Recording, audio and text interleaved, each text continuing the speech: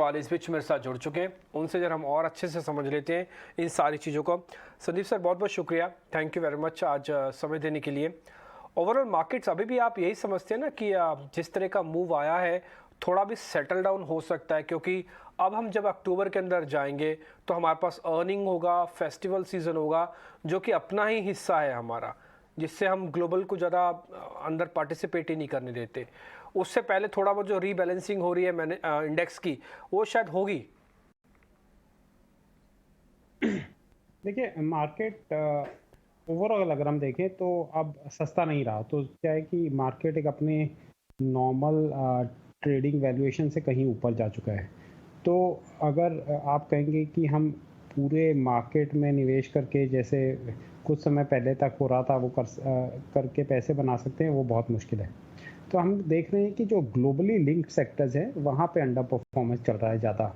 तो आप टेक्नोलॉजी ले लीजिए, कुछ मेटल ले लीजिए, फार्मास्यूटिकल स्टॉक्स ले लीजिए। तो मुझे लगता है टेक्नोलॉजी और मेटल्स में अभी भी डाउनसाइड है, तो इन सेक्टर से लोगों को दूर रहना चाहिए।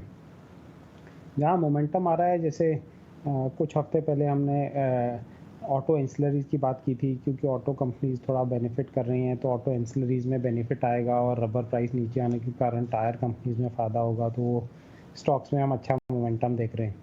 तो मुझे लगता है कि अगर बहुत डीप सेल ऑफ नहीं आता मार्केट में, तो अब स्टॉक स्पेसिफिक बहुत हो जाएगा मार्केट, और स्टॉक स्पेसिफिक एक्टिविटी डोमिनेट करेगी, और उसमें होटल्स, रेस्टोरेंट्स, कैपिटल गुड्स, कुछ ऑटो एंसिलरीज, कुछ ऑटो कंपनीज, ये सारी प्रेफर्ड बास्केट रहेगी। Sandeep, good afternoon. सेक्टर्स को और ज़्यादा डीप डाइव कर हम आपसे आपकी राय जानना चाहेंगे, लेकिन दो और इम्पॉर्टेंट ट्रिगर्स हैं, क्योंकि ग्लोबल कंसर्न्स और ग्लोबल कनेक्ट्स की आपने बात की। एक तो यूएस फेड का ब्याज दरों पर क्या फैसला आएगा। 75 बेसिस पॉइंट्स तो अभी डाइजेस्ट होता है, लेकिन 100 बेसिस पॉइंट्स की भी बातें ज़रूर चल रही है। कितना रियलिस्टिक है? और इस महीने के ही अंत में आरबीआई की मॉनेटरी पॉलिसी कमेटी की भी बैठक है, यहाँ पर भी अब धीरे धीरे मर्मर्स या कह सकते बातचीत शुरू हो चुकी है कि रेट हाइक्स 25 स्टिल अंडरस्टूड, लेकिन 40 बेसिस पॉइंट्स जैसी बातचीत होना, क्या आपको ये लेवल्स रियलिस्टिक लगते हैं? ब्याज दरों पर आपकी राय क्या होगी?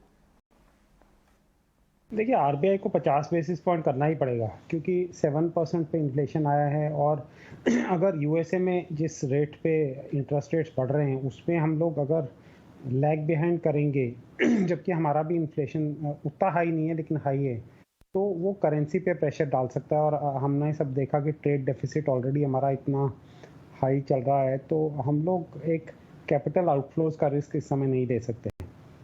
तो मुझे लगता है कि आरबीआई भी 50 बेसिस पॉइंट्स इस बार हाइक करेगा। फ्यूचर हाइक्स डेटा डिपेंडेंट होंगे, यूएस में ज़रूर हाइक्स चलेंगे। मुझे लगता है कि अभी 75 करके एक और 75 और फिर एक 50 होने की उम्मीद अगले 3 स्टेप्स में बहुत ज़्यादा है यूएस में, और ये ग्लोबल इक्विटी वैल्यूएशंस और ग्लोबल लिक्विडिटी पे प्रेशर ज़रूर डालेगा।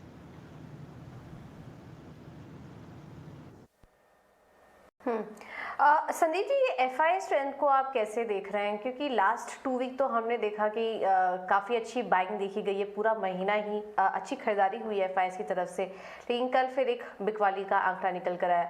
तो इसको कैसे आप एनालिसिस कर रहे हैं और आगे के लिए कैसे ट्रेंड देख रहे हैं आप?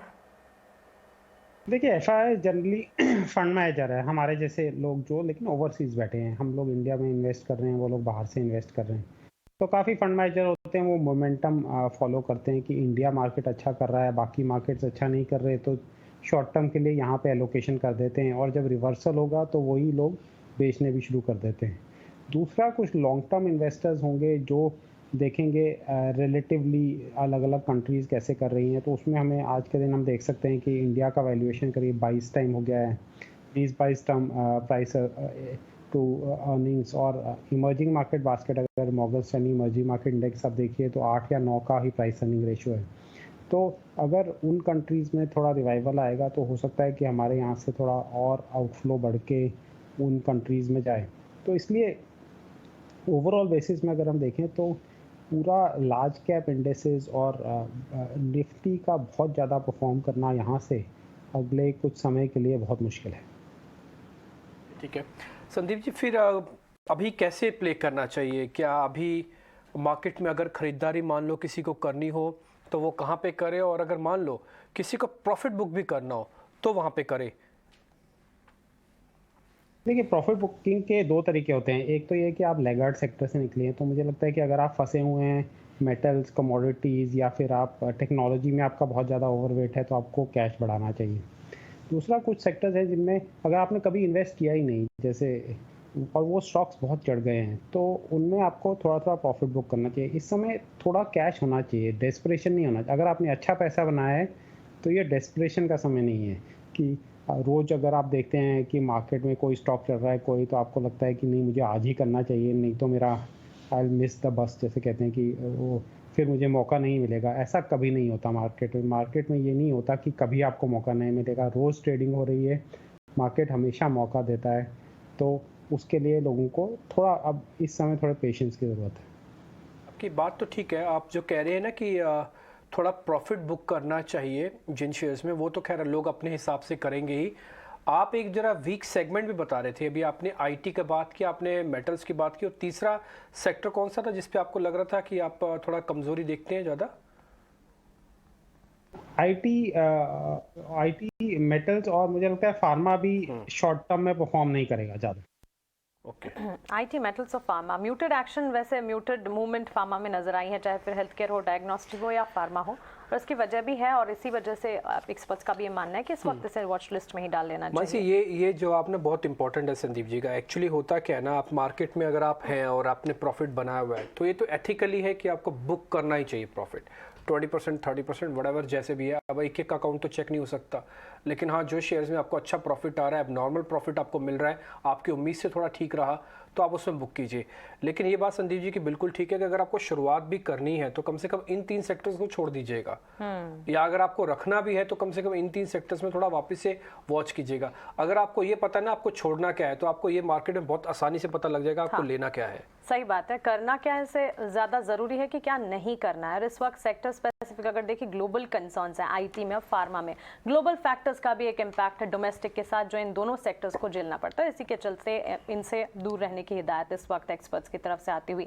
लेकिन Sandeep, tyre stocks, auto ancillary की तो हम बात ही कर रहे हैं, लेकिन क्योंकि त्योहारी सीजन आ भी चुका है और काफी हद तक यहाँ पर ट्रैक्शन बिल्टअप होता हुआ दिखना शुरू भी हो गया है, ऑटो बिक्री के डेटा भी काफी अच्छे आए थे। अब टायर शेयरों में अच्छी रफ्तार नजर आ रही है। कई सारे फैक्टर्स हैं जो कि पॉजिटिव, यहाँ पर अपॉर्चुनिटीज डोमेस्टिक मार्केट्स में तो है ही, लेकिन ओवरसीज मार्केट में भी इंडियन टायर सेगमेंट के लिए अच्छी खासी अपॉर्चुनिटी है। कमोडिटी हेडविंड्स धीरे धीरे अब पास आउट होते हुए दिख रहे हैं। इस स्पेस को कैसे देखा जाए? देखिए, टायर्स में हमने बहुत अर्ली एक्सपोजर लिया था। जैसे अपोलो टायर्स हमने 190 के लेवल्स में हमने खरीदा था। C8 में हमने थोड़ा अपोलो से कम लिया था एक्सपोजर, हज़ार के आसपास, या उससे थोड़ा नीचे था मेरे ख्याल से। तो अब ये स्टॉक बहुत चढ़ चुके हैं। मैं पर्सनली मोमेंटम नहीं चेज़ करता। मुझे ऐसा अच्छा लगता है कि जब लोग उस सेक्टर को देख नहीं रहे, जब वहाँ अपॉर्चुनिटी है, जब वैल्यूएशन कंफर्ट है। हमें दिख रहा था कि रबर प्राइसेस नीचे आ रहे हैं, क्रूड के डेरिवेटिव्स का जो प्रेशर है वो कम होने वाला हो रहा है, और उस समय ख़रीदना था, और उस समय लोग काफ़ी नेगेटिव थे। तो ऐसे समय पे हमने ख़रीदा है। अभी अपोलो टायर्स को हम राइड कर रहे हैं अभी, क्योंकि वो मैनेजमेंट का फोकस भी अच्छा है कि वो आगे केपेक्स नहीं करेंगे और कैश फ्लो इम्प्रूव करेंगे। तो इस तरह से मैं कहूँगा कि अब 50-60% चढ़ने के बाद अगर लोग आज जंप इन कर रहे हैं, तो उनको इस चीज़ के लिए रेडी रहना चाहिए कि शॉर्ट टर्म में अगर करेक्टिव मूव आता है तो उनको 10-15% का लॉस भी हो सकता है, लेकिन लॉन्गर टर्म उनका पैसा बन सकता है।